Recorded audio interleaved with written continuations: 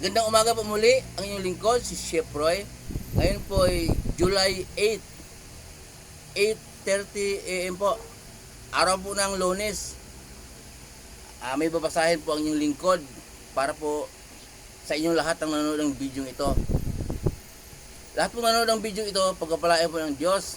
Kung dati na po kayong pinagpapala, patuloy po kayong pagpapalain at ingatan ng Diyos, pati na ang buong pamilya niyo. Shout out po sa lahat ng nanonood ng video ito. Pakinggan po ninyo, napakaganda po ng babasahin ng inyong lingkod. Sa John 8:42. Sinabi ni Jesus, kung talagang ang Diyos ang inyong Ama, iniibig sana ninyo ako sapagkat sa Diyos ako nanggaling, hindi ako naparito sa sarili kong kagustuhan, kundi isinugo niya ako. Okay? Ang kausap po niya nito, yung pong mga tagapagturo ng kautusan, kung tawagin po mga eskriba. Kasi po nung sinabi ni Jesus ito, mga ayaw sa kanya ng mga tao. So maliwanag po. Kasi po, pakinggan mo yung impact. Ang sabi natin Panginoong Hesus, kung talagang ang Diyos ang inyong Ama, inibig sana ninyo ako sapagkat sa Diyos ako nanggaling at isinugo niya ako. Okay? Parang pong sinasabi niya yun. So, maliwanag po dito na lagi pong tinatalakay at pinaalala ng inyong lingkod na yun po ang dahilan po na bakit lagi ko pong binabanggit sa inyo na ang kautusan ni Moises ay niluma ng Diyos. Pero ang Diyos po yung nagbigay noon ng kautusan, pinadaan kay Moises. Kasi Moises po kasi propeta. Nung panahon po ng mga propeta, ang propeta lang ang kinakausap ng Diyos. Okay?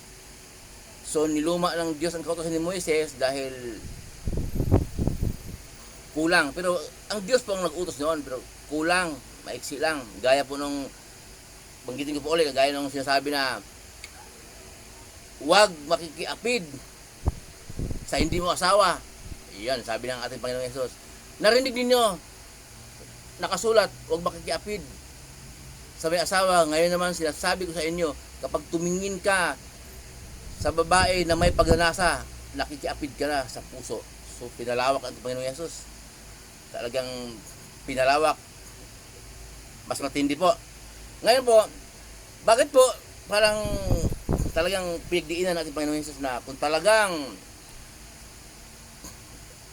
ang Diyos ang inyong Ama, iniibig sana ninyo ako. Okay?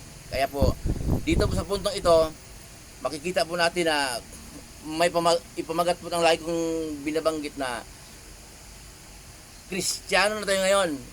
Ang turo ni Jesus ang ating ipamumuhay araw-araw. Okay po? Yung pong, wala na po tayo sa Israelita. Wala na po tayo sa kautusan ni Moises. Pero yung pong Old Testament, ano ba yun? Yung mga ibang nakasulat po doon, ano pa po rin, mabisa pa rin hanggang ngayon. Yung kautusan ni Moises po ang yung batas. Kasi po, kaya ang ating Panginoon Jesus pinatay, okay, pinapasakit ni Poncio ng pinapako sa cross, Poncio Pilato, mga ibang mga ano diyan, mga sabihin yung mga dahilan po noon. Ang dahilan po noon talagang ugat ay pinaratangan siya ng nagtuturo ng mali at ginulo niya ang utos ng kautusan ni Moises. Yun po ang paratang sa kanya. So maliwanag po na dumating din si Jesus, pinadala ng Diyos na makapangyarihan sa lahat, Diyos Ama, upang baguhin ang utos at hindi na Israelita po yon. Hindi na tayo, wala tayo sa Israel. Noong po panahon ng mga propeta, lagi pong Israel ang pinili ng Diyos. Kung wala ka sa Israel, nasa labas ng Israel at tawag si Hintil. Okay? Tayo po noon Hintil naman. Kasi nga nasa labas tayo ng Israel. Hindi naman tayo taga-Israel, hindi naman tayo Hudyo. Ibig sabihin naman Hudyo, taga-Juda.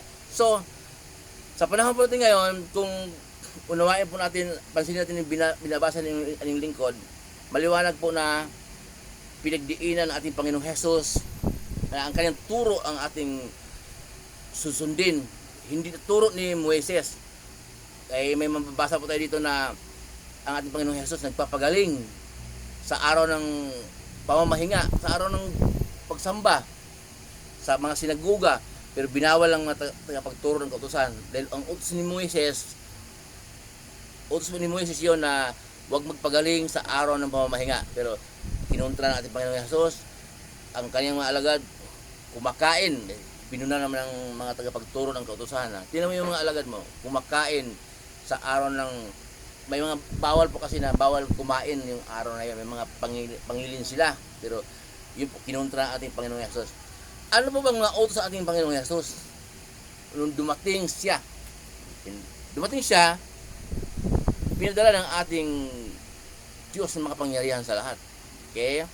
Sa John 3:16 po sinasabi na gayon na lamang ang pag-ibig ng Diyos sa sanlibutan.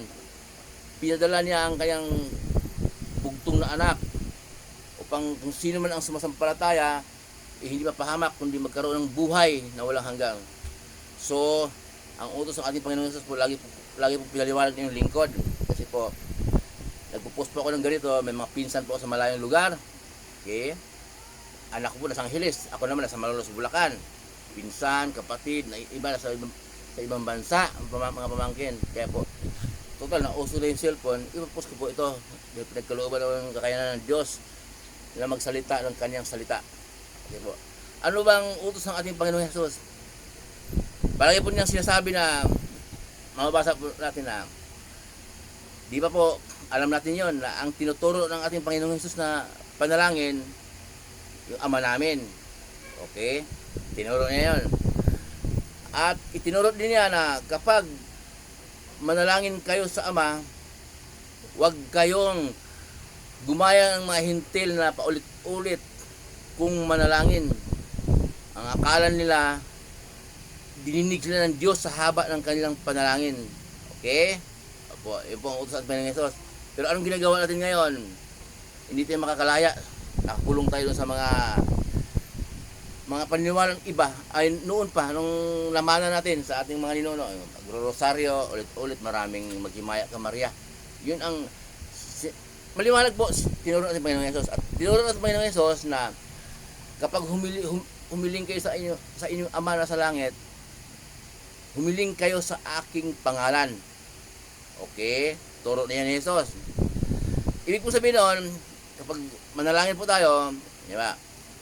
Ganito po. Hingi ng tawad. Mama, patawarin mo po ako. Ako po'y paulit-ulit pong nagkasala sa isip, sa salita, sa gawa, sa aking maraming pagkukulang. Patawarin po. Tapos hihiling po ng... Una po, hingin tawad muna. Hindi yung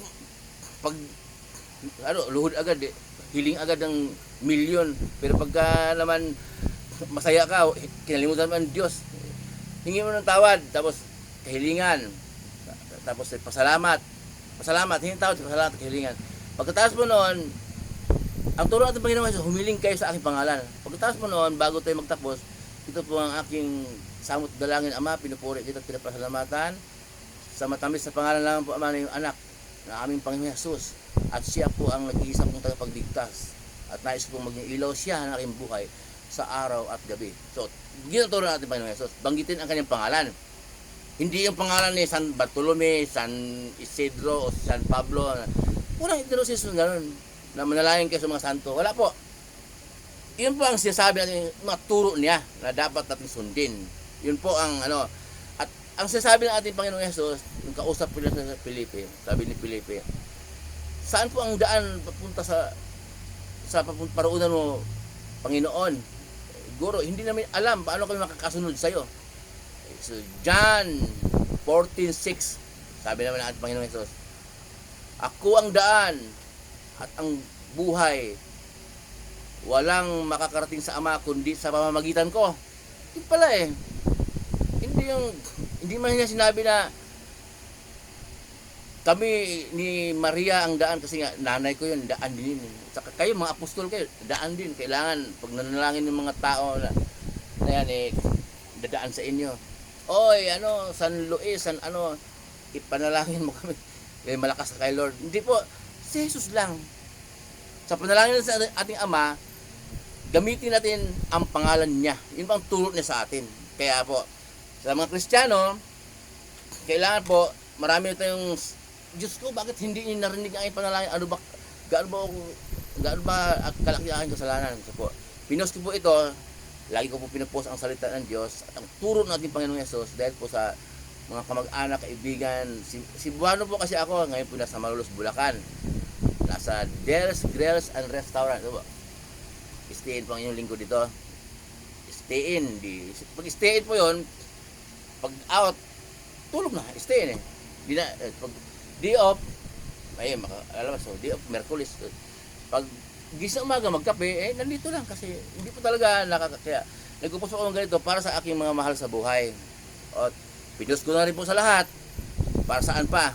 Para kung gusto niyo, okay.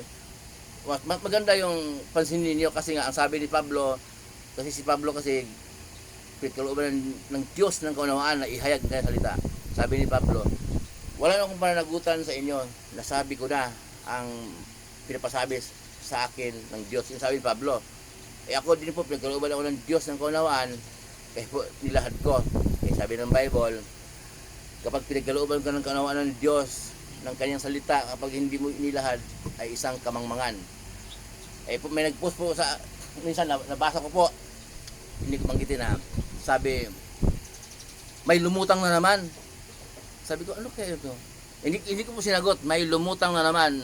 And siguro mapanood yung video ito, alam niya kung sino siya. Tapos, sabi ko, ano kaya lumutang? Sabi ko, baka, parang nagsalita ako ng salita ng Diyos, baka lumutang na naman, lulukuhin tayo. Ano pa kaya? Naalala po siguro niya yung mga pastor ng Gahasa na wanted ngayon, humingi ng mga donation, 10%. Baka ganun din ang gagawin. Di po, wala po kakayanan na ganun. Ay, ito lang po, nagpupusa ako ng salita ng Diyos sa online ganito. Hindi po tayo darating sa punto na maniningil lang yung lingkod ng mga ganun, pipirahan kayo. Wala, hindi po kailangan yun. Tsaka hindi po tayo magtayo ng chart, magtayo ng sambahan, ang yung lingkod para maniningil ng hindi po, wala akong kakayanan na ganun. Ito po ang pinagkaloob ng Diyos. Salita niya at pinupost ko po sa cellphone, sa YouTube, sa Facebook. Ito lang po, pero pakinggan po muna ninyo ang aking mga sinasabi. Tsak na po mayroon kayong madama na talagang banal na espiritu ang nanguna po sa inyong lingkod. Huwag po tayo munang humusga. Pakinggan mo, tapusin po ng video kahit mahaba para bago po tayo humusga. Muli po yung lingkod, si Chef Roy, lahat ng video ito, pagpapalain ng Diyos. Kung dati na po kayo pinagpapala, lalo pa pagpapalain, pati na ang buong pamilya niyo.